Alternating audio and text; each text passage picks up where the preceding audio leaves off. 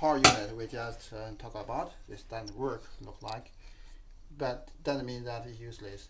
Definitely we can still use it, because if you look here, there's a big fan here, and I'm pretty sure this fan still works. There must be something wrong with this power unit, maybe broken the component, but the fans, if we take it out, we can still use for our project, which actually we want to use the fan to fan out all the dirty airs, our soldering out. So that's our project. What I'm doing, I'm trying to open it and take a look inside. So there's 1, 2, 3, 4 screws here. You try to find use the right screw head, and this is Phillips screw head, a small one. I think it's right size. Just unscrew it. That's one tiny screw. And remember, put all your screw aside and don't throw it away, because you possibly need to use it again later when we do assembly. And this is another one. We just get a little explosions, but it's not that bad. So just forget to mention you that when you run this kind of things, generally you need this kind of goggles that protect your eyes. And here, it's goggles. As we said, that if that explosions chemical spray on your eyes, that will hurt your eyes. But I got glasses. That's one way to help me. But best case, you put these things on your eyes. That help you. Okay. Okay, let's go back to this explosion experiment. It's weird and fun. And as we see here, this is power on. This is switch. Once I put switch on, we do see that come around here. There's kind of smoke come out. And when we check the component, we do see that something wrong with the component. If you come closer, see here, this is the capacitors. And compared to other capacitors, you see there's some grooves on here. This kind of grooves is try to release the pressure if something wrong with the capacitors. Usually it's because of wrong connections that cause a heat inside and cause explosions on capacitors. So what happens here just a few minutes ago is that we possibly power on the wrong settings, and that causes the big heat inside of the capacitor and heat up some liquid inside and explode, and that explosion causes the liquid come out and the fumes come out. That's what happens here. So in generally, this capacitor was broken, was dead.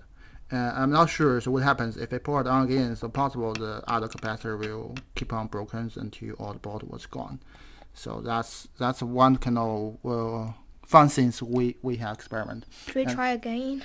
I don't try it. It's no use. We try it again because we don't want to burn everything, right? So we still want this part. So this part we're gonna take it off. Okay. Power it on. I'm trying to get away from it here and press on. I see the fans on now. Oh. It looks like everything fine. There's no fume anymore. Everything good. I don't know what happens. The explosion comes again. But so far so good. Did you feel the fan? Yeah. Okay. Okay. So before I do that, I'm trying to test the voltage again. So I try to, because this outside the shell possible still got some electricity. So I try to test the electricity on the shell. And what I'm trying to do is set up the voltage and alternating voltage, and test the voltage here and ground. Okay, it looks like safe. So that means the shell is safe. I'm trying to touch it now. Good. So everything's good. And what I'm trying to do is trying to set up the voltage. With the fan, it's good. At least that in power, having power on the fan, that's good voltage. But I'm not sure the voltage here. Is that the right voltage here on these cables? Because we possibly need this voltage.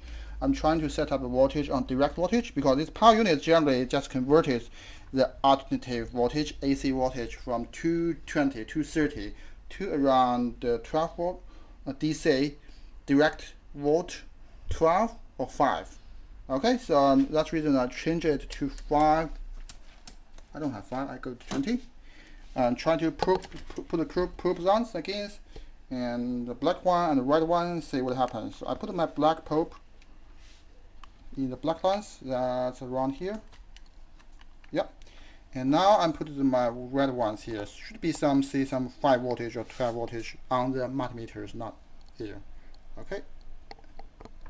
As you see here, see, that's good. So we get 5 voltage from here. That means I can output 5 volt. Beautiful. This is our same thing. So I try to put these things, and I should see the 5 volt on these 2 pins. 519. Good job. Okay. So far so good. We have make it work now. And what we want to do is we want to make the fans out the perfumes, the bad smells from the solderants, rather than fans in. So some way, because this is right now, this is, let me feel where the is that with air inside or air out?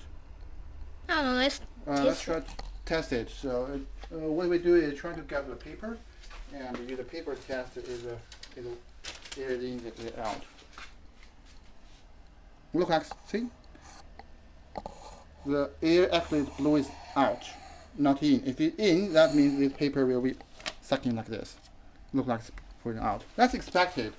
But what we want to do is we want this air go inside from here and go outside from somewhere else. So we have to take the fans out and trying to hook up some pipes. Okay, let's finish here, and we disassemble the wire, disconnect, and do something. So. Hi, thank you for watching this video. If you want part 2, click the link down below. If you want to check out our website, also click down the link below. And please subscribe up here and like down here for more videos like this. Thank you.